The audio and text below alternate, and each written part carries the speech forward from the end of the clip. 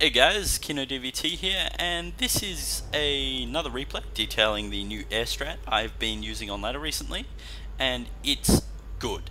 It's been really effective and I really like it. It's been great for me, and maybe you guys can apply it to some of your games. It starts off with Econ Protoss and a way to do that, so I'm pretty sure I detailed that in one of my earlier videos, so I'm going to speed it up a little bit. In fact, I'm almost certain I did. Pardon me, I seem to have the hiccups. I didn't have the hiccups 30 seconds ago. You're making me nervous. Right, carrying on. So this is just my standard 2 cannons here. I was beaten by a 4-gate earlier today, so it's kind of been adapted a little more to contain 3, just in case. And in this game, the Zerg does try a pretty typical thing, which the strat does deal quite well with, and is one of the reasons why I quite like it. Now, it's a Zerg, and on Zerg, I'm not saying they're not original, but at my gold level, you do seem to see a lot of strategies which involve Ling Muta. And there's nothing wrong with that, but I can counter it, and so that's why I decided to go against Zerg. Now we do see an Econ coming up, and I do have a Forge first, so I thought, why not place Pylon down? If I get 2 cannons up, he can't expand. But he does decide to pull some workers off the mineral line, and I'm just going to start slowing it down here so we can discuss in more detail. Now, he hasn't done anything particularly interesting yet. He has just gone for a 15 hatch, and now he is going to take out this pylon with 5 workers, which I do gauge it as being a bigger sacrifice for him not mining this much. You can see the drop in the income, so the amount of time they're not spending mining to take out that pylon is worth the 100 investment, in my opinion. So we do see me placing down my 2 cannons. He does just take out my worker there. Nothing particularly special, in my opinion. Now, again, this strategy is still very much a work in progress, and it's just getting tweaked here and there a little bit. A Terran scouted it a couple of minutes ago and decided, oh, I'll Reaper Rush the guy, and I lost. So I'm not exactly sure how I can adapt the strategy for that, because this strategy is just based off trying to get me an Econ, which is why I haven't even got gas yet. I'm getting gas at my 4th minute. I have 19 workers, good solid income, and that's just why I like to do it. It's just how I really like Econ, and I discussed this in my Econ Air video, which I uploaded today, so you can go have a look at that and I discuss it in more detail. Now, the map is scrapped stations, so I am going to expand here because, in my opinion, you should. It's a little harder to get, so if you're trying to push for an early expo like this, it's not exactly feasible. He is supply blocked, which is something which has been bugging me all to hell at the moment, and I'm working on it. I mean, you're always working on your Starcraft 2 strategies, right? But I am finding myself being a little supply blocked at a few places, and this is one of them. You can see I have 2 gateways coming up, producing from both of them, and they start producing now. I'd have 2 zealots 3 seconds earlier, and in some cases that's a win or a loss, depending on how many lings they push you with, how fast. Now, the reason I did develop this Phoenix strategy is from my mate Talene, who is mad with Phoenixes. Mad props to him. He has 200 APM with Phoenixes, 60 otherwise, so he's very, very good with them. He goes up against large amounts of Stalkers, Marines, Hydras, and Winds. So he showed me how awesome they were, and I decided to try it. And to be honest, I was getting a bit bored with the either 4-gate or Protoss Death Ball. And I'm not very good at 4-gate, so my only real option is Protoss Death Ball. Now, I'm not very good at Protoss 4-gate, it's just I'm not very good at executing it. I'm sure I could get better, but to be honest, I don't really want to. Now, we do see a couple of lings coming across, just trying to get a scout, I'd suggest. I'm pretty sure he's seen the cannons. Let's see.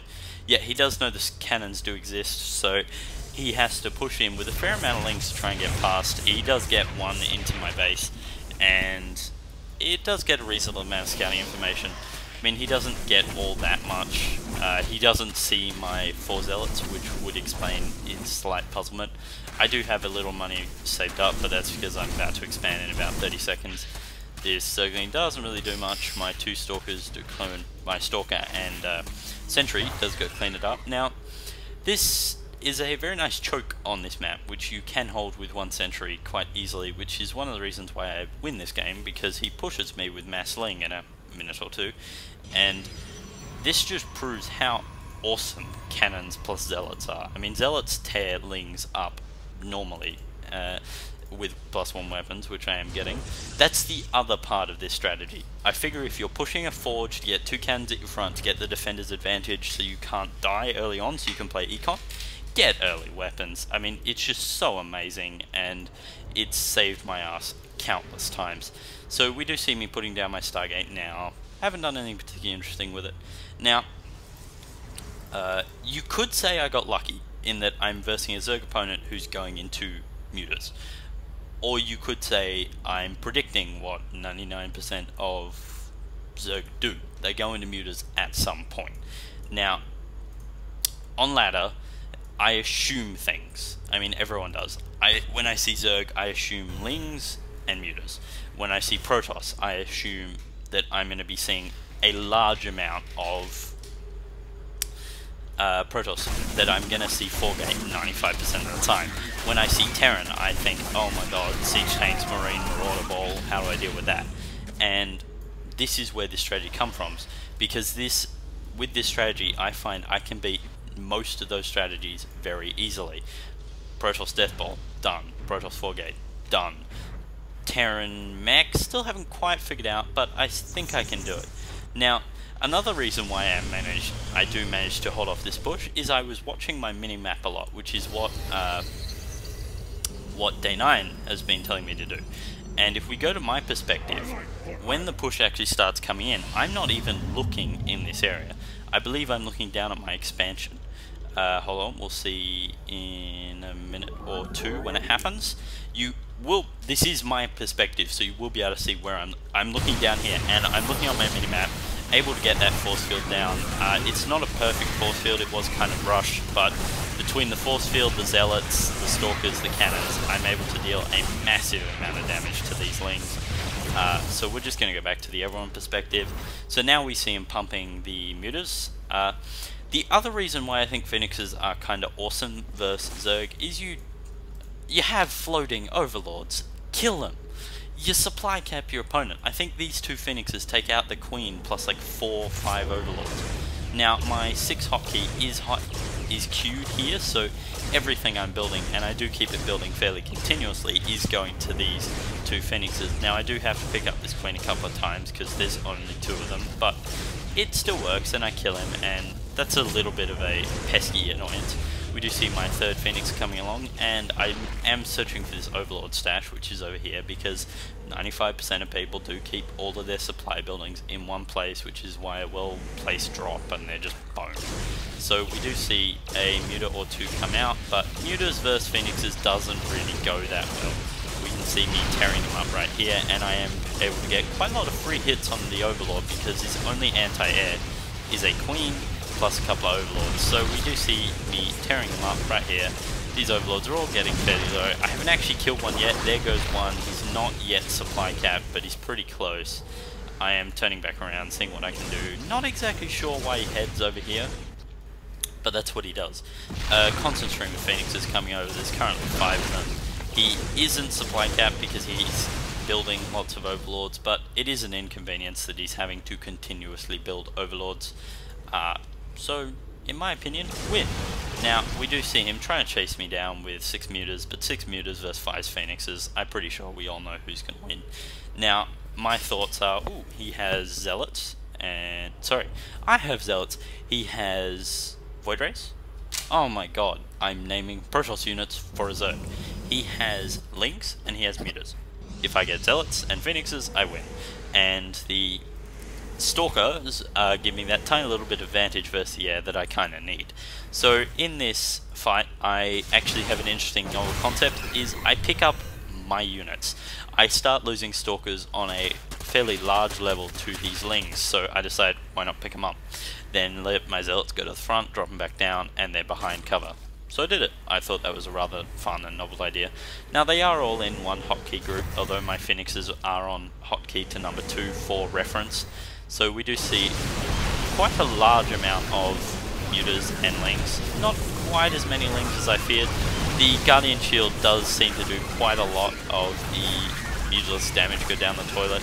I do have level 1 weapons and level 1 armor, and I'd just like to pause here to state something which not many people know. Zealots have armor by default. They are the only light unit I know of which has armor by default. Look, armor 0. Armor 0.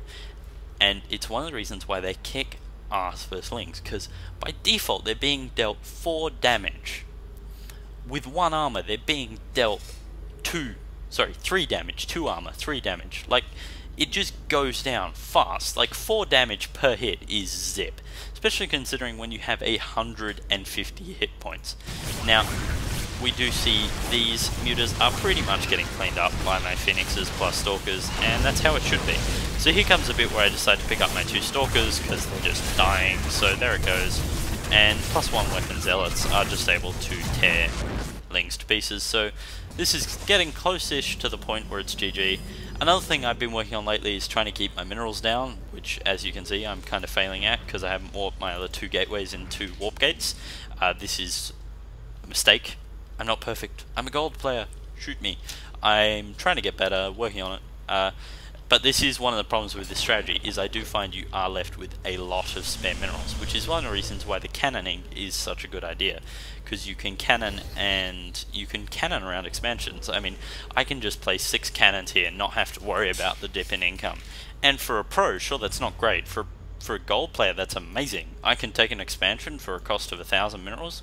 Holy crap, I'm gonna do it. And we do see he has his overlords in plain sight. Now, the logic behind this strategy was initially, I'm going to push DTs, because with Phoniexes I can kill all these mobile detection DTs for the win. But that never quite happened, and it was a situational thing, but that was my plan.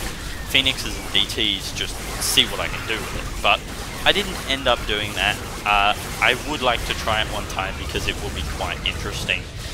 They can't use mobile detection, which means they have to use spore crawlers, which spore crawlers can be dealt with by the DTs or the Zealots. So it was just something I'd like to try, and we do see me taking down the economic damage. As you can see, this game is a minute or 2 left, so I have quite clearly won, and just a little niggly annoying strategy and the way I apply it versus Zerg. I have done this versus Protoss, I have done this with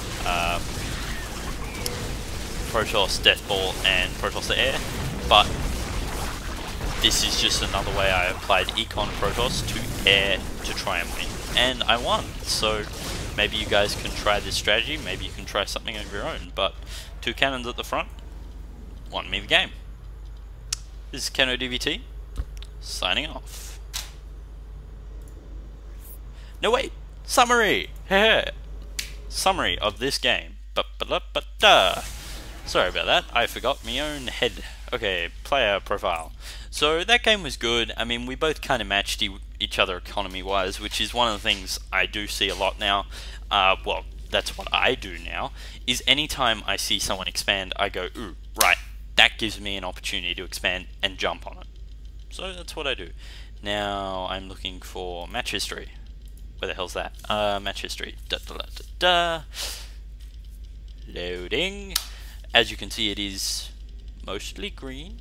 Well, it's about 50-50, but my 1v1s recently, mostly green, 3-3. That's about half-half. We can see me and Talion's 2s, which we played yesterday, going about 50-50. I had a bit of a winning streak in 1v1, quite a big winning streak. You can see 1, 2, 3, 4, 5, 6, 7, 8, 9 winning streak, which is quite impressive in my opinion.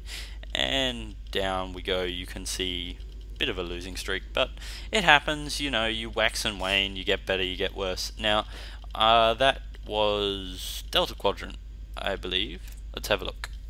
Is this guy who I just played? It is! Right, as you can see, resources wise, we pretty much mass each other. Units wise, I kicked his ass. The army value is really where I like where it's at. As you can see, he really didn't deal much damage to my army at any time while I was niggling him down quite heavily. Resource collection rate, He was over me there. I was over him there. That was the dip for the pylon, by the way, where he pulled 5 workers. I've had people pull more just for 1 pylon. So that 1 pylon cost me 100 minerals. It cost him an income of approximately 600 to 400 for a minute. So he lost more minerals than me. And as you can see, he did peak over me after that. But then I peaked over him, and in the end it was even. So I made up for his early base. Average unspent resources. Mine's getting pretty good. Mine used to hover around 1800 or for most games. So mine's getting a little better, and I really like that. That's one of the things I'm really trying to focus on at the moment. So kudos to me. This is KEnODvT, and I'll see you guys next time. And hopefully some of you guys have seen my other replays. If not, please go check them out. www.youtube.com/KEnODvT. Mad props.